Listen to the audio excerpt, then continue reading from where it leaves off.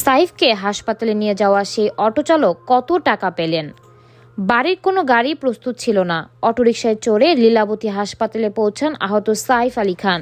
সে সময় অভিনেতার সঙ্গে ছিল ৮ বছর বয়সী সন্তান তৈমুর। অভিনেতাকে শুধু দ্রুততার সঙ্গে হাসপাতালেই পৌঁছে দেননি, ভাড়াও চাননি অটোচালক ভজন সিং রানা। অভিনেতার জীবন বাঁচিয়ে প্রশংসার পাশাপাশি এবার পুরস্কার পেয়েছেন ভজন। ভারতীয় সংবাদ সংস্থা ANI জানিয়েছেন, অটোচালক ভজন সিং রানাকে 11,000 রুপি পুরস্কার দিয়েছে ফাইজান আনসারি নামের এক সমাজকর্মী। ঘটনা গত বুধবার দিবাগত রাত 2:30 কি 3টার দিকে হবে। বান্দ্রা লিংকিং রোডের গলি ধরে অটো চালিয়ে যাচ্ছিলেন ভজন সিং রানা। সাইফের বাসভবন সদগুরু শরণ অ্যাপার্টমেন্টের কাছ দিয়ে যেতে যেতে হঠাৎ দেখেন সামনে এক নারী রিক্সা বলে চিৎকার করছেন। ততক্ষণে বাড়ির ফটক থেকেও কয়েকজনের ডাক শুনতে পান তিনি। গেট পেরিয়ে একটু এগিয়ে গিয়েছিলেন ভজন।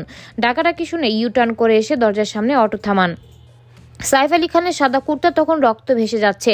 নিজের পরিচয় দিয়ে অটোচালক ভজনকে কাছের হাসপাতালে নিয়ে যাওয়ার অনুরোধ করেন অভিনেতা। কথা রাখেন চালক, যত দ্রুত সম্ভব তাকে নিয়ে যান লীলাবতী হাসপাতালে। এমনকি কোনো ভাড়াও চাননি তিনি। এই জন্য এবার পুরস্কার পেলেন অটোচালক। পুরস্কার পাওয়ার পর ভজন বলেন, ওই সময় আমার একমাত্র উদ্দেশ্য ছিল কত দ্রুত আমি তাকে নিয়ে হাসপাতালে যেতে পারবো, সেটাই করেছি। সেই সময় তো বুঝতেও পারিনি অত বড় তারকা আমার অটোতে বসেছেন।